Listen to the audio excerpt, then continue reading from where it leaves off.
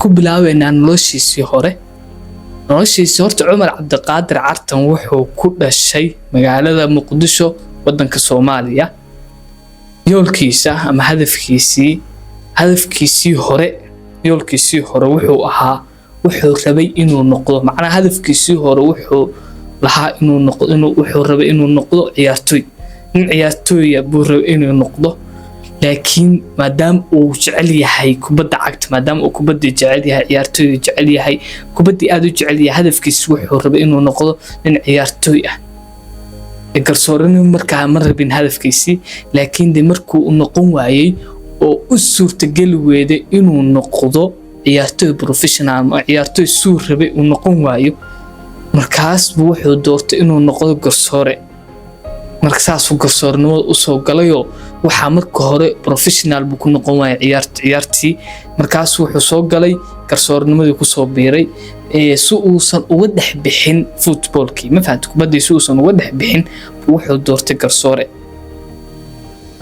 wuxuu u soo ciyaaray kooxo heerka koowaad ah ee la dhaho Hagen FC oo kale u soo ciyaaray. wuxuu kale oo kadib markii uu arkay in fursadiisa ciyaartoynimo aysan gaarsin heerka wuxuu go'aansaday inuu u wareego dhanka garsoorka si uu ugu dhex jiro sportiska uu jecel yahay. haddana waxaa ka hadlaynaa horumarkiisii garsooranimo ee gudaha dalka Soomaaliya. Cumar wuxuu garsoorka ka bilaabay heerarka hoose ee dalka. mar walba marka wax bilaabayso waxa laga soo bilaabaa asaaska hoose laga soo bilaabay. Cumar Cabdiqaadir Cartan garsooraheena wuxuu ka soo bilaabay heerarka hoose ee dalka ayuu wax ka soo bilaabay, wuxuuna muujiyay karti iyo dhexdhexaadnimo weyn. dhexdhexaad labada inuu dhaxeeyo iyo kartidiisii buu muujiyay. wuxuu si xiriir ah u dhexdhexaadin jiray kulamada adag ee horyaalka Soomaaliya, Premier League iyo koobka General Daud. waxaa si degdeg ah u arkay markaa karti badan tahay, xirfadna leedahay, daacadna tahay, dhexdhexaadna tahay, natiijadana ku imaanaysa. waxaa si degdeg ah u arkay xiriirka kubadda cagta Soomaaliyeed SFF, kuwaas oo u dhiibay kulamada ugu xasaasisan dalka sababo la xiriira deganaanshihiisa iyo go'aan qaadashadiisa saxda ah. sababo la xiriira go'aanku ku arkeen ku biiristii garsoorka caalamiga ah ee FIFA iyo CAF. ku biiristiisii garsoorka caalamiga FIFA kadib markii uu isku muujiyay dalka gudihiisa. marka dalka gudihiisa isku muujisid, Cumar wuxuu u gudbay masraxa caalamiga ah buu u gudbay markii uu dalka isku muujiyay. sanadkii 2018 wuxuu helay shaatiga garsooranimo ee FIFA, taasoo u saamaxday inuu dhexdhexaadiyo kulamada caalamiga ah ee xulalka iyo kooxaha. wuxuu bilaabay inuu dhexdhexaadiyo kulamada gobolka Bariga iyo Bartamaha Afrika ee CAF. waxaa loo dalacsiiyay inuu dhexdhexaadiyo kulamada isreebka koobka Champions League. waxaa loo dalacsiiyay inuu dhexdhexaadiyo kulamada isreebka koobka adduunka iyo koobka Afrika iyo waliba tartamada kooxaha qaaradda ee CAF, Champions League iyo CAF. guushii taariikhda ahayd baadarnaa koobka AFCON. guusha ugu weyn ee taariikhda Cumar Cabdiqaadir Cartan ee sportska Soomaaliya waxay timi markii loo magacaabay inuu ka mid noqdo garsoorayaasha dhexdhexaadinaya tartanka koobka qaramada Afrika ee AFCON ee lagu qabtay dalka Ivory Coast. kulamadii ugu muhiimsanaa wuxuu noqday garsoorihii dhexe ee kulankii adkaa ee dhex maray xulalka Tanzania iyo Namibia. garsoorihii dhexdhexaadinayay xulalka Tanzania iyo Namibia ayuu noqday oo ku dhamaaday Ebery hal waxaana ku badisay dalka Namibia. kulankaas wuxuu u maareeyay si heer sare ah oo ammaan weyn uu kaga helay khubarada isboortiga. wuxuu kale oo ka qayb qaatay kulamo kale isagoo ahaa garsooraha afraad ama qaybta caawiyaasha muhiimada. wuxuu noqday garsoorihii ugu horeeyay oo Soomaali ah ee taariikhda dhexdhexaadiya tartan afkoon ah sori ugu horeeyay Soomaali ah buu noqday taariikhda dhexdhexaadiya tartan afkoon ah haas oo kor u qaaday magaca iyo sharafta sportska Soomaaliya gulbisoy aad buu maasiya mararta maasanta shakhsiyadiisii iyo saameynta uu leeyahay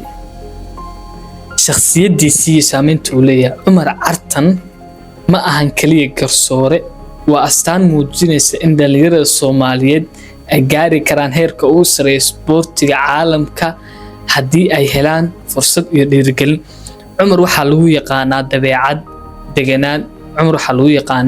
dabeecad degan aqoon qoto dheer oo uu leeyahay shuruucda kubadda cagta iyo geesinimo uu ku qaato go'aamida adag xilliyada xasaasiga ah ciyaarta wuxuu dhiirigelin weyn u noqday boqolaal dhalinyaro Soomaaliyeed oo hadda raba inay raacaan raadkaas si ay u noqdaan garsoorayaal caalami ah wuxuu noqday hormuud u noqday taasna aad buu ugu mahadsan yahay garsoore Cumar Cabdiqaadir Cartan aad buu ugu mahadsan yahay guulihii ugu dambeeyay ee 2025 ilaa 2026 guulihiisii ugu dambeeyay kulamada waaweyn ee qaaradda wixii ka dambeeyay afkoon Cumar wuxuu noqday mid ka mid ah garsoorayaasha loogu kalsooni badan yahay qaaradda Afrika wuxuu dhexdhexaaday kulamo dhowr ah oo ka tirsan isreebka koobka adduunka 2026 iyo kulamada go'aanka ah ee wareegyada ugu dambeeyay ee CAF Champions League wuxuu dhowr jeer oo isku xigta ku guuleystay abaalmarinta garsooraha sanadka ee dalka waxaana si rasmi ah u aqoonsaday xiriirka CAF isagoo loo qoondeeyay kulamada ugu xasaasan oo u baahan yahay garsoorayaal khibrad leh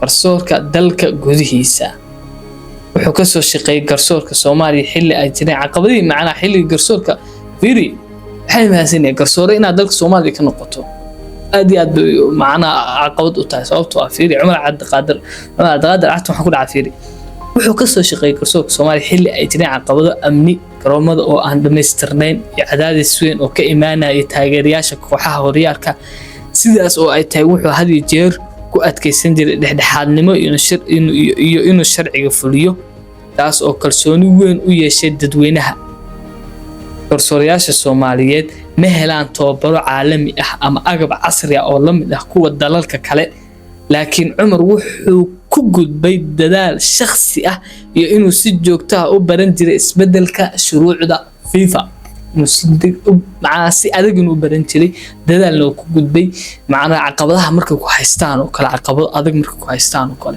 waxay u baahan yihiin karti dadaal dulqaad bay u baahan yihiin afahad marka waxbarashadiisii iyo noloshiisii gaarka ahayd ka hadlayna hadda waxbarashadiisii nolosha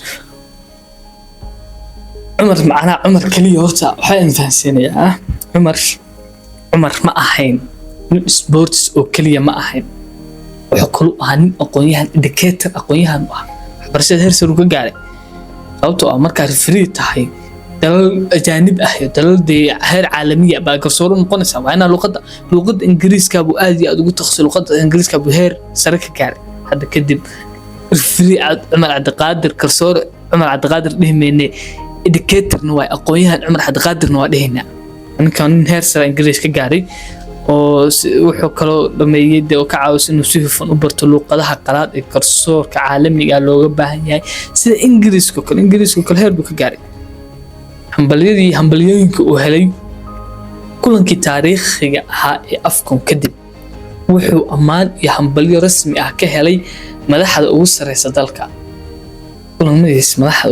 dalka wuxuu ka helay hambaliyo iyo wax kasta buu ka helay sida madaxweynaha iyo ra'iisul wasaaraha Soomaaliya iyo dhammaan shacabka Soomaaliyeed oo ku tilmaamay markaas shacabka Soomaaliyeed waxa ku tilmaameen u bixiyeenba safiirkii sportska Soomaaliya oo ninkaas bidheen hadda waxa ka hadlaynaa gabagabadii safarkiisii Mareykanka ee World Cup-ka lagu qabanayay loogu soo celinayay baarlamaanka hadda ka hadalno ujeedada safarka marka Cumar Cabdiqaadir uma safrin Mareykanka inuu dhexdhexaadiyo kulamada koobka adduunka ee hadda socda. Garsoorayaasha World Cup waxaa si rasmi ah u soo xusha FIFA iyadoo lagu saleynayo liis muddo dheer la diyaarinayay, isagana wali si rasmi ah looma magacaabin liiskaas. Safarkiisa Mareykanka wuxuu ahaa mid shakhsi ah ama booqasho la xiriirtay qoyskiisa iyo jaaliyadda. maxaa ka dhacay garoonka Mareykanka markii uu ka degay dalka Mareykanka? Cumar Cabdiqaadir Cartan weeye waxaa dhashay isfahan ama arrimo la xiriira dhanka fiisaha iyo dokumentiyada socdaalka iyo su'aalo keeneen la'aanta. marka laanta socdaal macnaha waxaa dhashay isfahan oo dhanka fiisaha iyo dokumentiga markuu Mareykanka ka degay. ninkan fiiri hami iyo go'aan kasta qofka dadaal muujiyo wadankiisa la haray fiisaha dokumentiga waxaas la wadankiisa la eegay background-ka la fiiriyay kiis baa lagu soo dowrabay waxa la yiri go home guriga ku laabo. dalka Mareykanka ma bagelaysid immigrationka ku dhigay waxay go'aansadeen inuusan gelinba Cumar Cabdiqaadir Cartan sababtoo uu waxa weeye fiisaha iyo dokumentiga oo dib u keenay. ninkan hamigiisa iyo sharaftiisa markaas nin wuxuu ahaa World Cup kasta inuu rabo guushan inuu kaligiis lahaado marino wadanka Soomaaliya inuu ku celiyo rabi sababtoo isagu wuxuu gaarday Soomaaliya waa gaartay. marka waxay sameeyeen oo kale waa ka celiyeen fiisaha iyo dokumenti caqabado ku noqday, taasna waxay keentay in la go'aamiyo dalka dib loogu soo celiyo.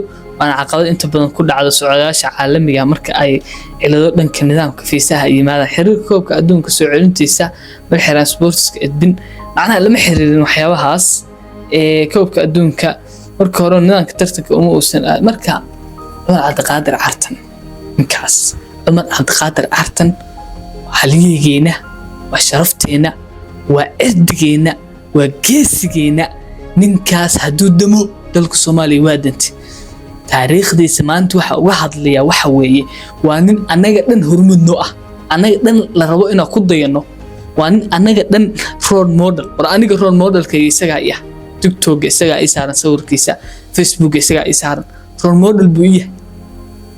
ninkaas oo kala lagu dayda Soomaaliya qabiilka iyo qabyaalada wax xagaana dhigay weeye horumarka noo diiday weeye. intaasan garta oo fahma oo dunida la jaan qaada. ninka hadduu maanta haysan lahaa wadankiisu horumar weyn gaari lahaa walaa Mareykanka isagaana bari lahaa garkana qabsan lahaa gal waxba noo fir Soomaaliya taa gal buu dhihi lahaa. marka waxaas waa lagu xun yahay. intaasaan ku soo gabagabeynayaa. idinkuna waa mahadsantihiin. garsoore Cumar Cabdiqaadir Cartan waxa la garsoore guuleyso anagoo dhan oo Soomaali ah waa ku garab taagan garabkaaga ah. wiilkeenii baa tahay waa ku aaminsanahay oo ku garab taaganahay. intaas in ka badan waa naga istaahishaa waana hormuudkeena noo tahay.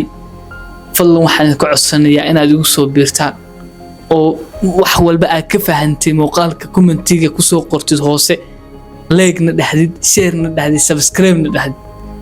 waayo waxaa tahay taageeraheena, waxaa tahay daawadaheena. aad iyo aad ka mahad celinaya. 1 jir waxa ku leeyahay guulayso walaalka i daawanayo ama walaashii daawanaysay. thank you.